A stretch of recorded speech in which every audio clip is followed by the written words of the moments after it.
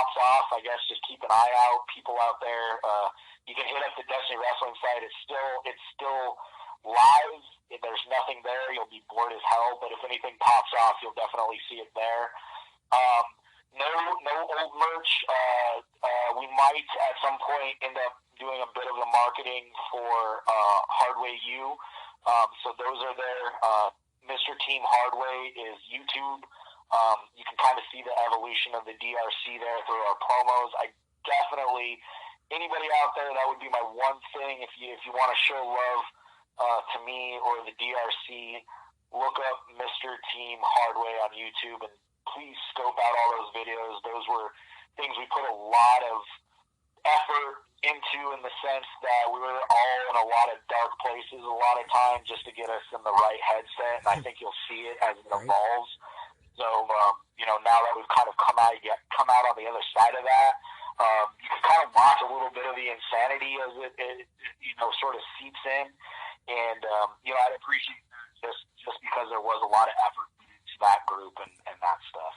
All right, so give out some information about Hardway U, and don't hold back because you're worried about scaring people off. Because Josh already gave me his point of view, and he just he's going to be hard because he wants you to quit, and we all get that. But I want to hear your side of it. Yeah, so it's interesting because, again, sort of the beginning of the training or whatever had a lot to do with us just trying to get people, and this was early on. This was way before, the current right now. We were trying to get people that we could get locally to work. And so we're training people when really we shouldn't have been training people, you know what I mean? But there were guys that came out of those camps that I'm super duper proud of. Joe Casada came out of the original Destiny camp, which obviously is, where Hardway U originated from. A cat named Donnie Amsterdam came out of that, but people will now know him as Pitfall Jones. He wrestles in the Northeast up in Seattle in Canada, and he is awesome, man. His character's fantastic, so if you get a chance to check out Pitfall Jones, he's awesome. Obviously, he did some training down in Florida as well, but he started with us, and I'm really proud of him. And then Ray Basuda, obviously the Trash King, we had a hand in his training, obviously. Mosh was a big influence there, so he can take a lot of credit as well, for sure.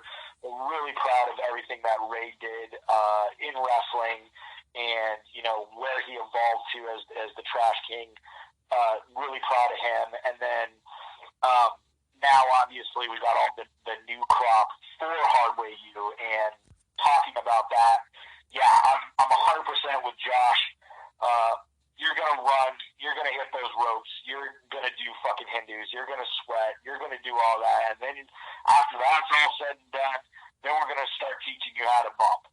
And I want you to quit, and that's 100% true, because I don't want to waste my time, I don't want to waste Josh's time, and I don't want to waste the people who are there now. And I call them the kids, even though a lot of them, range in age from very young to, older in that sense. But I don't want to waste the kids' times, because every time a new person comes back in, they get to do the refresher. They get to grind the same way, that they had to at the start. And I want it to be worth it. I want the people that come in there and train, I want them to respect the business. I want it to have an old school mentality where we don't just have to give kayfabe away. Like, if you want kayfabe to be dead, fucking great. I'm going to be, myself and Josh, maybe a few other guys are going to be the ones that cling on to it at least a little bit. You know what I mean? Do me a favor, frickin', don't go out and take pictures with each other after the match when you're in a blood feud. Like, if you're a heel, maybe don't go to the merch table so much. You know what I mean? And I understand that's a huge way to make money now, so I'm not even discouraging that per se. But, if you can get somebody else to sell your merch for you, I mean, be a brand, sell yourself, do all that stuff. I'm totally cool with that. Like, it's a fantastic way to make money and get yourself out there. But, dude, I never went to the merch table. People caught pictures with me. I think there's probably, in my whole career, like, not even kidding, if you want to call it that, whatever, yada, yada. But in my 12 years of being in this business, there's probably a total of maybe 20 pictures of me with fans. 20 pictures in 12 years. Like, that's how often I took pictures with people. You know what I mean? And most of the time, the people that did catch pictures with me are actually people that I know. And, I'd be having a beer with them and, hey, man, you want to grab a picture? Like, you know what I mean? Yeah. It wasn't at the merch table. It wasn't like me walking around and shaking hands or shaking babies, kissing hands, whatever, you know what I mean? But, DRC. But anyway, but I want you to respect it, because if you go out and you make a laughing stock of it, you make it a joke, then not only are you making yourself look bad, you're making Josh and I look bad, but then the other thing you're doing is you're making the business look bad. And there's already enough people out there making the business look bad that I don't need to pump any more of those people into the business to make it work. So when you're done at Hardway U, when you get all the way through, I'm hoping what happens is you have a person who is respectable in the locker room to all the other workers there, is willing to help with the most menial things, is willing to help with people younger than them, are willing to listen and learn from the people that have been there longer, but more than anything, that they go out and they perform to the very best of their ability for the fans. Like, that right there is what I want. And I think right now we've got a crop of kids that are doing that. And I hope in 3-4 years, like, if you decide to have me back on to bullshit about, whatever strain you're smoking and whatever beer I'm having, I can say that the crop that we have right now are doing really good things, and I'm not ashamed of any of them. And I hope that that's the case, because we've got a lot of good kids in there right now. But it's not going to be easy if you show up. It's just not. Nice.